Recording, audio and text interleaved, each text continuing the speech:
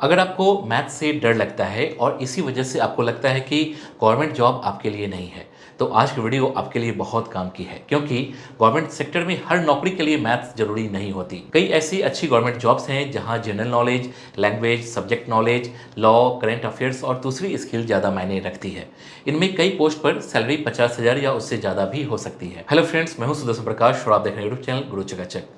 दोस्तों, आज हम बात करेंगे बिना मैथ्स वाली 10 गवर्नमेंट जॉब्स की और जानेंगे इनके लिए क्वालिफिकेशन क्या चाहिए, सिलेक्शन कैसे होता है और सैलरी कितने मिल सकती है। सबसे पहले एक बात समझ लीजिए कि बिना मैथ्स वाली गवर्नमेंट जॉब का मतलब यह नहीं है कि नौकरी में कभी कोई कैलकुलेशन नहीं करनी पड़ेगी। यहाँ हम मुख्य रूप से ऐसी जॉब्स की बात कर रहे हैं जहाँ मैथ्स मुख्य सब्जेक्ट नहीं है या अलग से क्वांटिटिव एप्टीट्यूड पर ज़्यादा निर्भरता नहीं होती। दोस्तों, एग्जाम पैटर्न समय के साथ बदल सकता है, इसलिए अप्लाई करने से पहले लेटेस्ट ऑफिशियल नोटिफिकेशन जरूर चेक कीजिए। नंबर 1 पर है यूपीएससी सिविल सर्विसेज।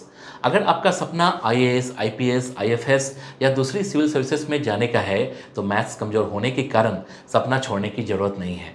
यूपीएससी की तैयारी में history, geography, polity, economy, environment और करंट अफेयर्स जैसे सब्जेक्ट्स ज़्यादा महत्वपूर्ण हैं।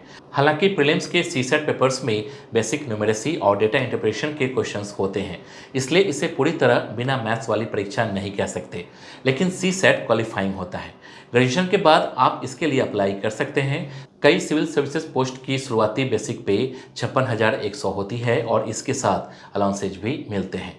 नंबर 2 पर है स्टेट पीसीएस ऑफिसर। अगर आप एसडीएम, डिप्टी कलेक्टर, डीएसपी या दूसरी स्टेट लेवल ऑफिसर्स पोस्ट पर जाना चाहते हैं, तो स्टेट पीसीएस अच्छा ऑप्शन है।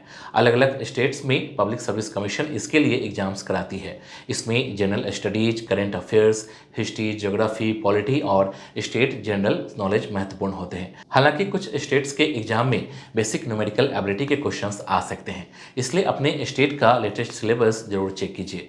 ऑफिसर लेवल पोस्ट पर अलाउंसेज मिलाकर मंथली सैलरी 50,000 से ऊपर जा सकती है। नंबर 3 पर है असिस्टेंट पब्लिक प्रोसिक्यूटर यानी एपीपी। अगर आपने एलएलबी किया है तो यह एक अच्छा गवर्नमेंट करियर हो सकता है। असिस्टेंट पब्लिक प्रोसिक्यूटर गवर्नमेंट की तरफ से क्रिमिनल केसेज में कोर्ट के सामने पक्ष रखता है। इसकी भर्ती स्टेट गवर्नमेंट या पब्लिक सर्विस कमीशन के माध्यम से हो सकती है। एग्जाम में लॉ, जनरल नॉलेज, लैंग्वेज और लीगल टॉपिक पर क्वेश्चंस पूछे जा सकते हैं। ट्रेडिशनल मैथ्स इसकी तैयारी का मुख्य हिस्सा नहीं होती। क्वालिफिकेशन और एक्सपीरियंस की कंडीशन स्टेट के अनुसार अलग हो सकती है।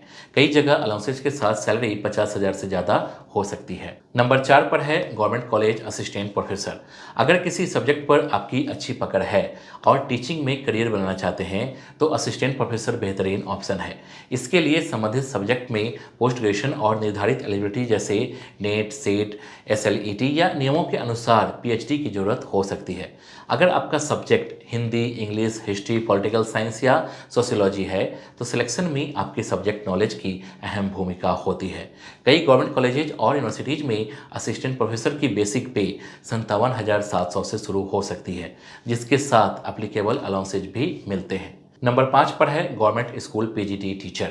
अगर आपने पोस्ट ग्रेजुएशन और बीएड किया है, तो पीजीटी यानी पोस्ट ग्रेजुएट टीचर की जॉब टारगेट कर सकते हैं। खासकर हिंदी, इंग्लिश, हिस्ट्री, ज्योग्राफी या पॉलिटिकल साइंस जैसे नॉन मैथ सब्जेक्ट वाले कैंडिडेट्स के लिए यह अच्छा ऑप्शन है। रिक्रूटमेंट में subject knowledge, language, general awareness और टीचिंग से जुड़े क्वेश्चंस हो सकते हैं।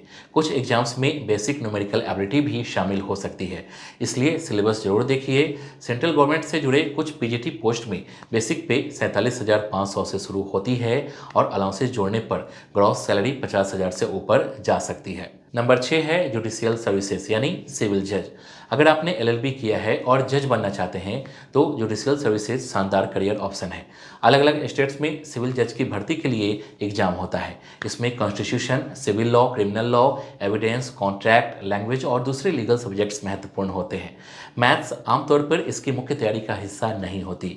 सिलेक्शन में प्रीलिम्स, मेंस और इंटरव्यू हो सकते हैं। सिविल जज की सैलरी स्टेट के अनुसार अलग अलग होती है, लेकिन आमतौर पर 50,000 से काफ़ी ऊपर जा सकती है। नंबर 7 है गवर्नमेंट ट्रांसलेटर या सीनियर ट्रांसलेटर। अगर आपकी हिंदी और इंग्लिश दोनों लैंग्वेज पर अच्छी पकड़ है तो यह जॉब आपके लिए अच्छी हो सकती है। सेंट्रल गवर्नमेंट के अलग अलग डिपार्टमेंट्स में junior Hindi translator, junior translation officer और सीनियर हिंदी ट्रांसलेटर जैसी पोस्ट आती है। एग्जाम में हिंदी इंग्लिश ट्रांसलेशन और लैंग्वेज नॉलेज पर फोकस रहता है। क्वालिफिकेशन में हिंदी या इंग्लिश से संबंधित मास्टर्स डिग्री और कुछ पोस्ट में ट्रांसलेशन से जुड़ी एलिजिबिलिटी मांगी जा सकती है। हायर पे लेवल और अलाउंसेज के साथ सैलरी 50,000 से ऊपर जा सकती है। नंबर 8 है गवर्नमेंट लाइब्रेरियन।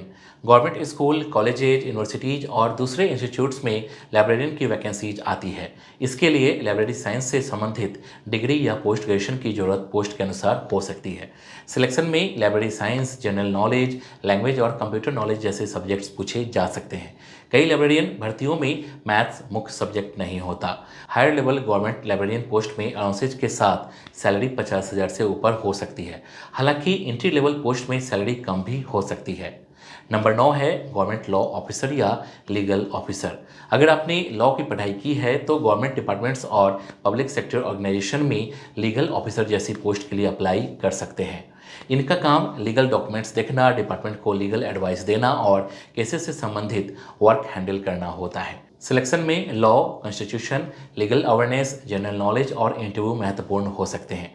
कुछ पोस्ट में एक्सपीरियंस भी मांगा जाता है। ऑफिसर लेवल पोस्ट पर सैलरी 50,000 से ऊपर जा सकती है। नंबर 10 है गवर्नमेंट मेडिकल ऑफिसर। अगर आप बायोलॉजी बैकग्राउंड से हैं और एमबीबीएस कर चुके हैं तो मेडिकल ऑफिसर एक शानदार ऑप्शन है। इसमें एसएससी या बैंकिंग जैसी क्वांटिटेटिव एप्टीट्यूड वाली मैथ्स मुख्य चुनौती नहीं होती। Selection medical knowledge, written exam या इंटरव्यू के आधार पर हो सकता है। इसके लिए एमबीबीएस डिग्री और जोड़ी मेडिकल रजिस्ट्रेशन चाहिए। स्टेट और डिपार्टमेंट के अनुसार पे अलग होता है, लेकिन कई मेडिकल ऑफिसर पोस्ट में सैलरी 50,000 से ऊपर होती है। अब एक जोड़ी बात समझिए, अगर आपने सिर्फ 10th या 12th किया है और बिना मैथ्स के सीधे 50,000 प्लस सैलरी वाली गवर्नमेंट जॉब चाहते हैं तो ऑप्शंस काफ़ी लिमिटेड है। आपने देखा कि ज़्यादातर हाई सैलरी जॉब्स के लिए graduation, post graduation, LLB, MBBS, BEd या दूसरी प्रोफेशनल क्वालिफिकेशन चाहिए। इसलिए अपनी स्ट्रेंथ के हिसाब से करियर चुनिए। आर्ट्स बैकग्राउंड वाले स्टूडेंट्स सिविल सर्विसेज, टीचिंग और ट्रांसलेशन की तरफ जा सकते हैं। लॉ वाले जुडिशियल सर्विसेज, एपीपी और लीगल ऑफिसर, जबकि बायोलॉजी वाले मेडिकल ऑफिसर जैसी जॉब्स टारगेट कर सकते हैं। सैलरी को लेकर एक बात याद रखिए, गवर्नमेंट जॉब में बेसिक पे, ग्रॉस सैलरी और इन हैंड सैलरी अलग अलग होती है। बेसिक पे के ऊपर डीए, एचआरए, टीए और दूसरे एप्लीकेबल अलाउंसेज मिल सकते हैं, जबकि कुछ रिडक्शन भी होता है। इसलिए सैलरी सिटी, डिपार्टमेंट, पोस्टिंग और पे लेवल के अनुसार बदल सकती है। तो दोस्तों, अगर आपकी मैथ्स कमजोर है तो गवर्नमेंट जॉब का सपना छोड़ने की जरूरत नहीं है। आपको बस एक जॉब चुननी है जिसमें आपकी स्ट्रेंथ काम आए। सही क्वालिफिकेशन, सही एग्जाम और सही प्रिपरेशन के साथ आप अच्छी गवर्नमेंट जॉब तक पहुंच सकते हैं। उम्मीद है यह जानकारी आपके काम आई होगी। वीडियो पसंद आई हो तो इसे लाइक और शेयर जरूर करिए। चैनल को सब्सक्राइब करके बेल आइकन भी प्रेस कर लीजिए। मिलते हैं अगली वीडियो में एक और काम की करियर इन्फॉर्मेशन के साथ। धन्यवाद। जय हिंद।